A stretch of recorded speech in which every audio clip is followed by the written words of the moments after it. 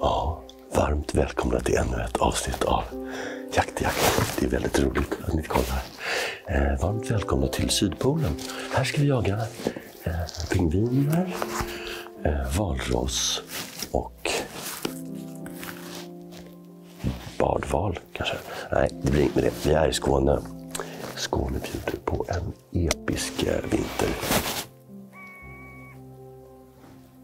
Skåne bjuder på en episk vinterskrud. Det ser helt fantastiskt ut.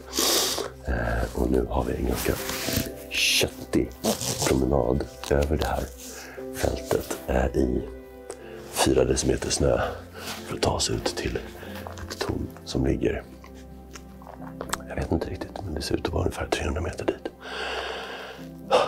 Jag har haft en riktig mardrömsnatt med hög feber, svettiga lakan och allt möjligt. Men nu har jag stoppat i mig lite mediciner så nu känns det bättre. Vi är på Högesta i Skåne. Det här ska vara någonting utöver det vanliga, helt enkelt.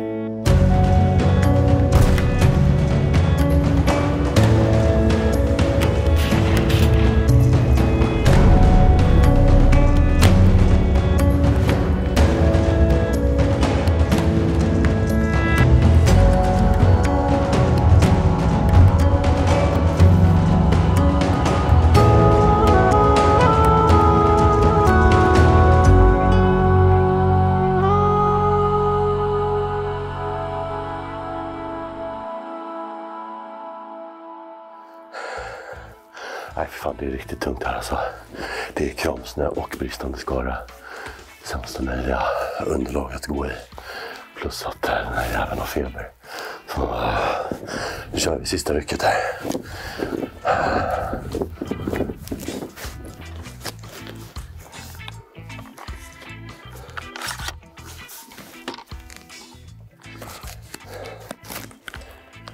Fan, det finns ingen sittpinne här. Kidding me? Den då? Kasta förra jägaren, skytten här. Kasta ner där. Hitta den under snön där. Jag har nämligen fått ett hett tips av Kristoffer här som är utställare att man ska hålla en låg profil i tornet tills doven kommer in nära, för de har hökögon. Och det blir väldigt svårt om man inte har något att sitta på. Man kan liksom inte gärna stå på knä i tornet och skjuta. Ja, kanske du undrar. Vad ska han jaga idag då? Jo, framförallt dov är det. Det är fritt på Indokal. Det är en dovspets per skytt och drev. Alltså totalt max 3 på dagen. Vi jagar kron, hind och kalv. Vildsvin, räv. Vildsvin, hondjur. Max 80 kilo. Och i en film för ett tag sedan när jag var i Skåne och filmade på Kristinehov, då gjorde jag bort mig. Jag sköt en för stor hongris. Den vägde 85 kilo. Och det är en lärdom som jag tar med mig från det här och som ni kan passa på att lära av mitt misstag. Och det är det här att storleksbestämma ett ensamt vildsvin är väldigt svårt. Punkt.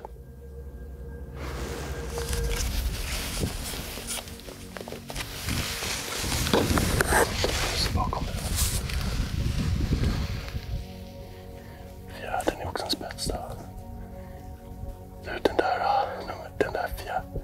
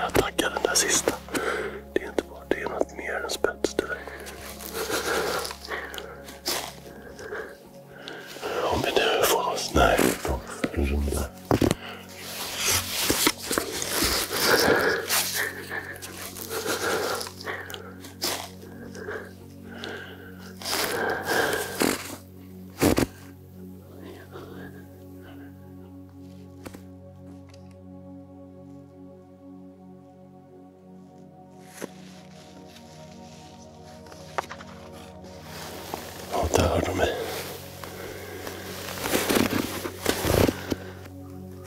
Och det kanske tycker jag ser konstigt ut det här, men det är så här, tornet är så litet så jag och Viktor får inte plats båda två.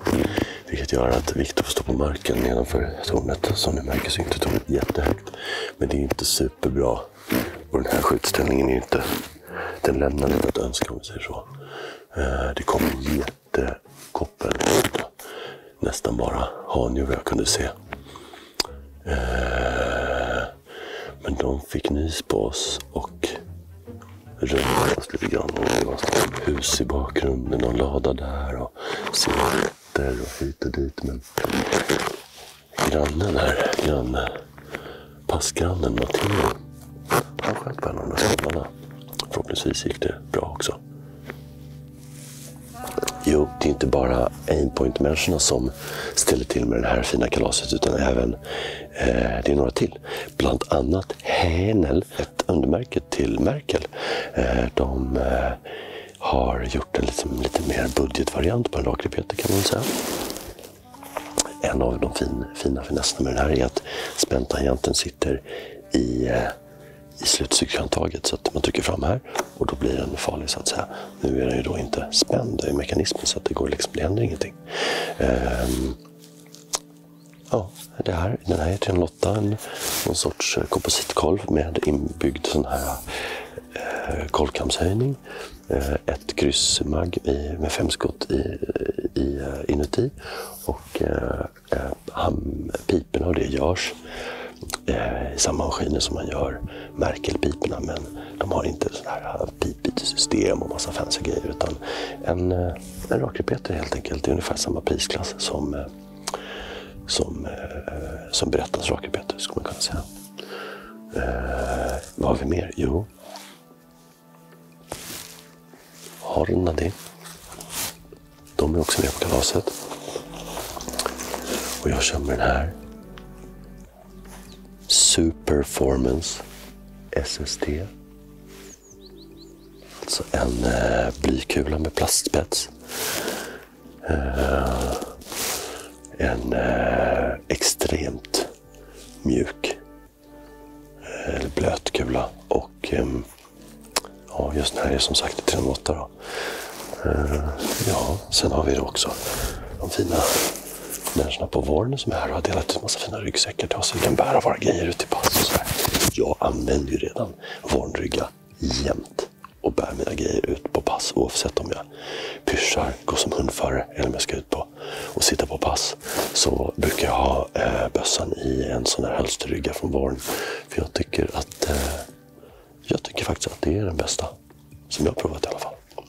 Den är lite tyngre än några andra men grejerna sitter mycket bättre också och den har massa finesser som gör att det blir väldigt bra helt enkelt. Sen har vi också fått låna den här fina radio från Lafayette. Sjukt liten och den tar fan inte mycket plats i fickan den här. Just den här är ju då en 155 och den har ju alla funktioner som alla radio har men sjukt liten och behändig helt enkelt. Så borta. Nu ska jag sätta mig och ducka igen och se om det kommer fler hjortar. Titta, nu springer de ut där borta.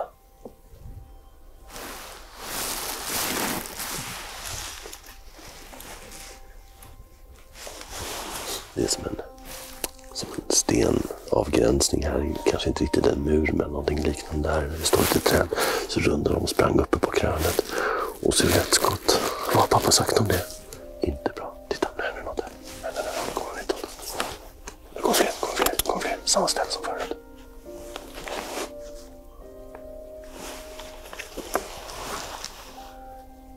En hind. Ja, där är den sista en spets.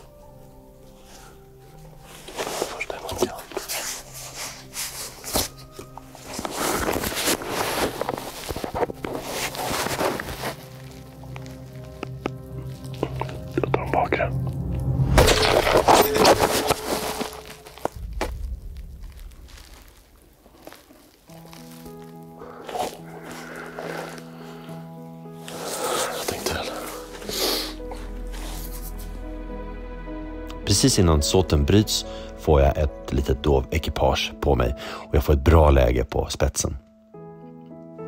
Jag tycker inte att den tecknar speciellt bra i skottet, men när jag går fram och kikar sen så sitter skottet precis där det ska. På mitt pass så sprang det förbi en stor herrklubb och jag fick ju inte riktigt något bra läge och så tyckte jag liksom inte riktigt kanske att det var så bra. Men nu ångrar jag mig. Matteo här, passgrannen, han fick bra läge på en av de här fantastiska skovlarna och han utnyttjade situationen, avslutade och här ligger den och för honom såklart ett minne för livet. Hey Matteo, Yeah. is that your first fallow shovel? No. No. Very nice though. Ja, nej, det var inte hans första, men kul ändå. Väldigt kul för honom. Alltså, bra minne att vara här i snölandskapet. Kommer från Italien upp hit och får jaga dov på de här fina markerna. Inte trist för honom direkt.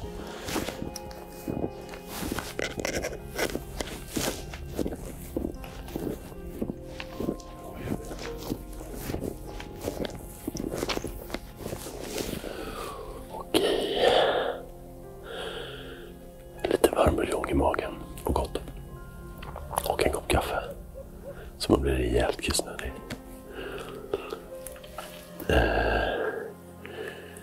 Ja, jag vet inte vad man ska säga riktigt.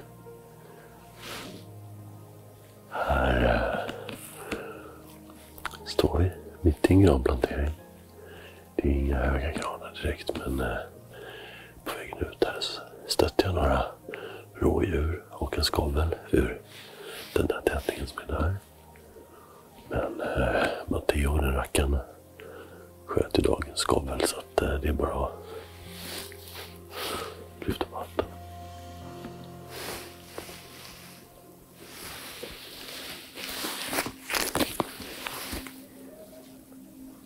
Det är rådjur.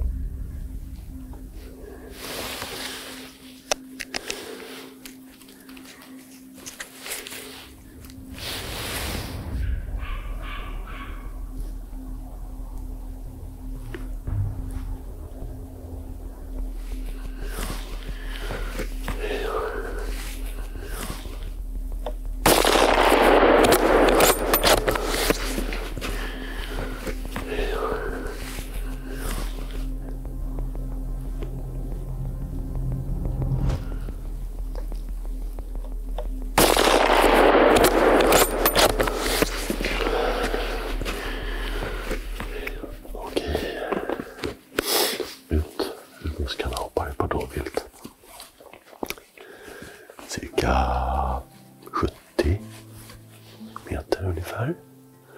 Och ja, 2 välriktade skott. 2 vildligger. Det är helt omöjligt, man hör ingenting. Alltså det är helt knäpptyst när djuren rör sig på marken. Ibland hör man ju liksom att det rafflar i löv och grenar knäcks och sånt.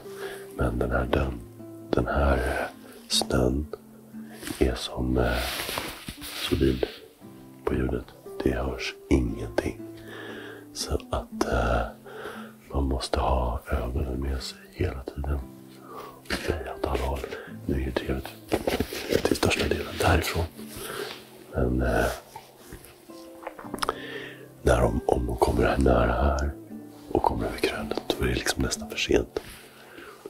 Börjar jag vifta med bössan då när de är så där nära, då kommer de ju kasta tillbaka i såten, gissar jag på. Ja, då var den här såten över.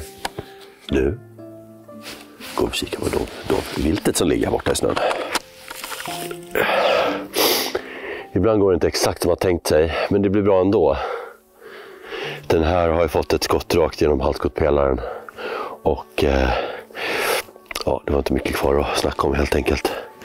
Ska vi se om vi hittar någonting att sätta. Ja, men där är han ju. Nu vi går och kika på den här. Det rosslar lite. Där så att, ja, något högt men bra ändå. Oj, hur mycket blod det kom. Ja, det är skönt när det är ett skott per vilt. Ibland blir jag lite nervös och känner att de inte tecknar som de ska. Så blir det fler skott trots att man borde lita på sig själv och tänka att men det satt ju faktiskt. Men nu vart det som det ska helt enkelt. perfekt. Då så.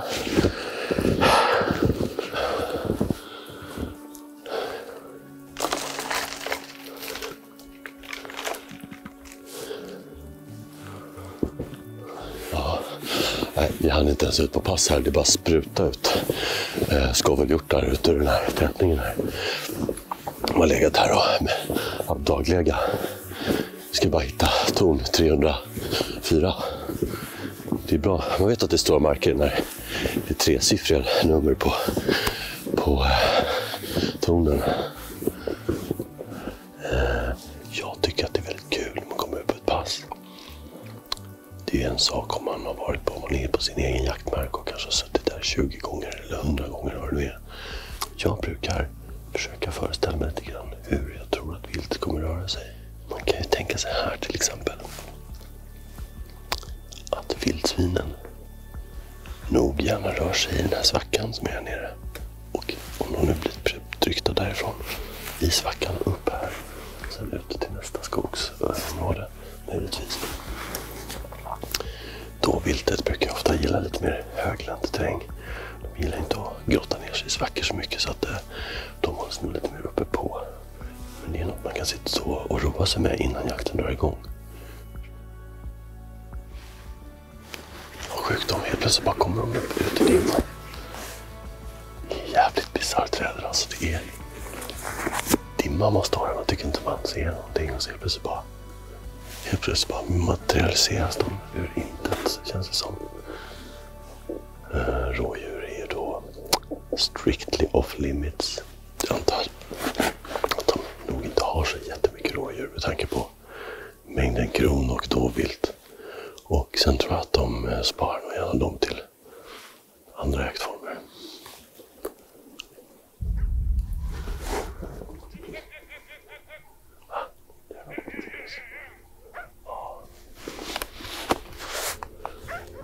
Det kommer mera grisar här. En gris till där borta till höger. Det är en sugga, va? Ser ut som en sugga. Det där är en sugga.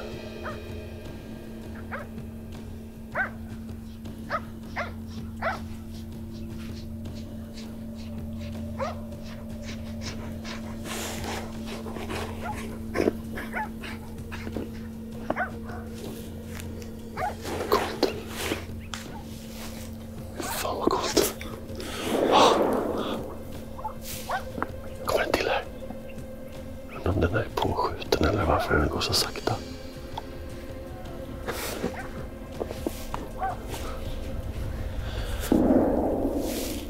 Alltså det kom en gris rakt på här och så var det en hundförare där borta som hojtade lite, den vek av rätt på tornet. Men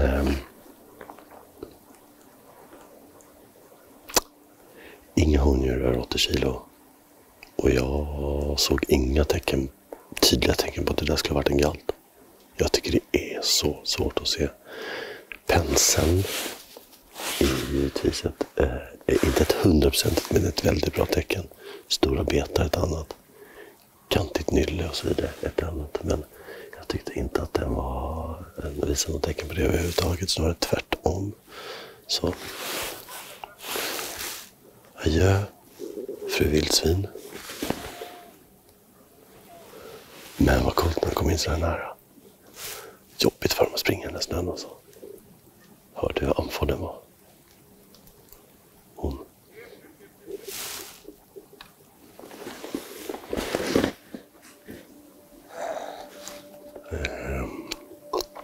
Det är ju sjukt svårt att få upp viltet på benen en sån här dag. De är lika osugna som vi är på att springa i det här föret. Nej, man ser inte så jättemycket alltså, på håll i alla fall. Här har varit väldigt dött. Men det har ju varit en fantastisk jaktdag, måste jag säga ändå. Trots att man har varit lite krasslig och stått och hostat och rosslat då. Känns allmänt krasslig och febrig. Men det är häftigt när man får vilt på sig i varje såt. Jag har inte lyckats skjuta någonting den här såten. Men det var mest för att jag inte vågade ge mig på det där vildsvinet som sprang förbi här. Man vill ju inte göra om samma misstag igen. För då är det inte längre ett misstag, som jag sa. Då är det fel i huvudet på den. Och gör sådär 2 gånger i rad. Så nej. Men 3 dåvilt ligger en dag. Det är ju härligt. Det är ingen dålig dag. Nu ska jag åka och sätta på mig lite mer civila kläder. Och så ska jag gå till flygplatsen och hem till Stockholm. Och kurera min man cold. Kanske lite ingefära, citron, te. En varm säng med ett tjockt duntäcke. Och bara som det är. Hörrni, tack för att ni kollade. Vi ses snart igen. Ha det bra.